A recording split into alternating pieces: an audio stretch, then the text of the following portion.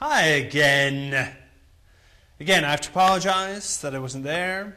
Screwed up on my visa, so I am stuck still here in Australia.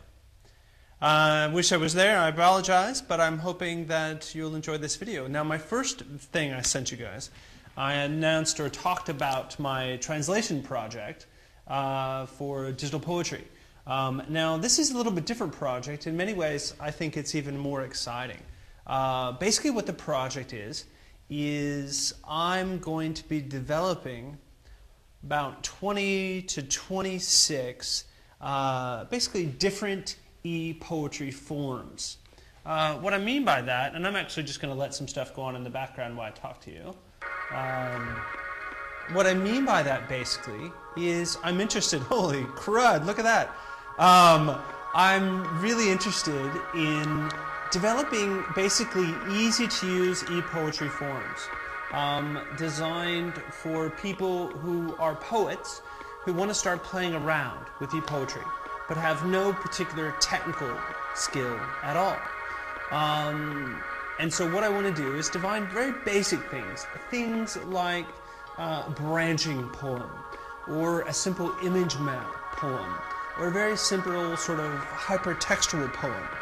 Now, I think these sort of things would be really beneficial, just in terms, sorry, I'm playing around with my earpiece. There we go. I think they'd be really beneficial just in terms of allowing, making a bridge.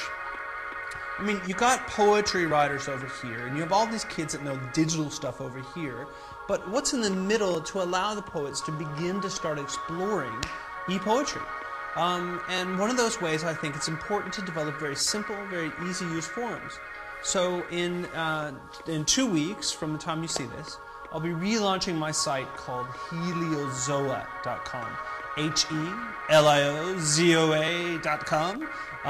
And I'm relaunching with this site with the idea that I want to basically, each 2 weeks, to load a new digital poem. It would have the digital poem there. It would have instructions for how to make it. It would have information about my theories regarding it.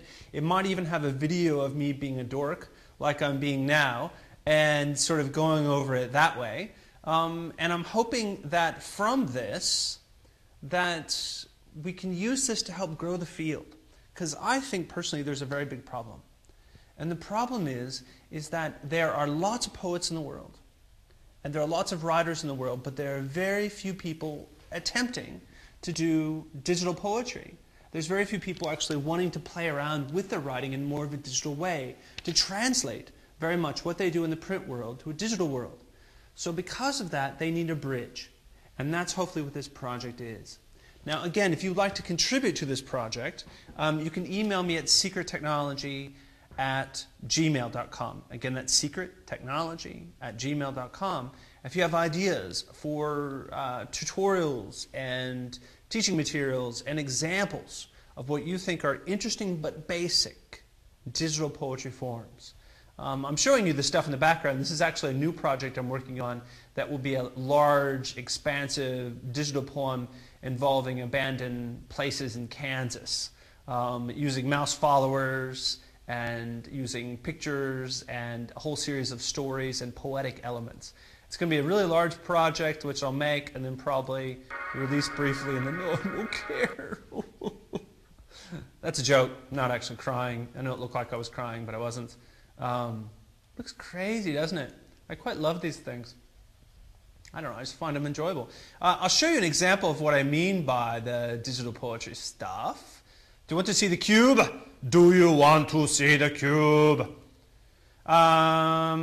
This is not a good example. Hold on, let's do another one of these. Nope, that's not it. Hold on, one more. No.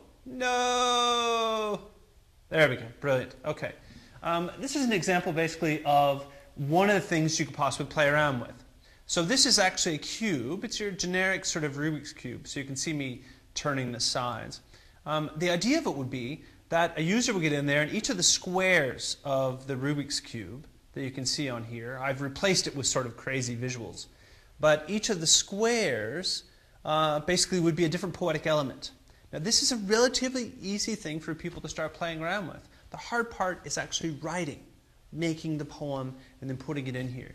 Now I think if we can develop materials like this, then we can have high schools, we can have secondary schools, we can have colleges, universities, whatever, actually playing around with these sort of materials.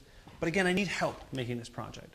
Much like the translation project, which I'm interested in people participating in, I'm also interested in you guys participating in this relaunch of Heliozoa to develop new teaching materials for digital poetry.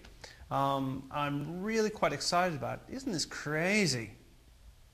I'm sorry, I quite love these sort of experimental architectures. Now, how is this poetic? By its very nature. No, it's just sort of an example. I'll show you the basic framework. Here's, whoa, guns. Guns. Here's the basic framework here.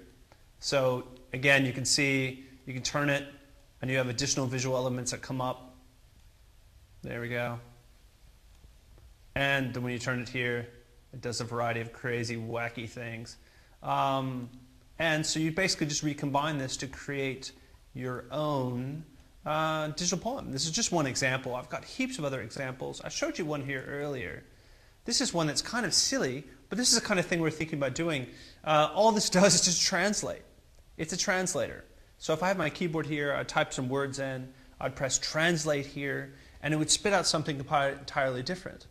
So the way to utilize something like this would be, could you put in a series of rules regarding your poetic work? You would type your poem in there, you press translate, and it translates it not into a different poem in terms of the language, but a different poem in terms of the poetics. Your own interpretation of lines and words, replacing those and having sort of a recombinatory situation. So I just want to make this short announcement that we, again, 2 projects I'm announcing here at the Power Poetry here in Goa, India. And again, I'm sorry I'm not there. It's the translation project, which would be very exciting, that I'm hoping some of you will want to participate in. And the second project is the relaunch of Heliozoa, with the idea of making a series of digital poems that act like bridges between the print world and the digital world. From that, once a person starts playing around with digital poetry, then they can move on to sort of the crazy, wacky, experimental stuff, or the basic stuff, or what have you. Again, thanks very much. Brilliant. And I'll just look at Bevan and say, that's all I have to say. I can't say anything more. He might turn it off, might not. Bye. Goodbye.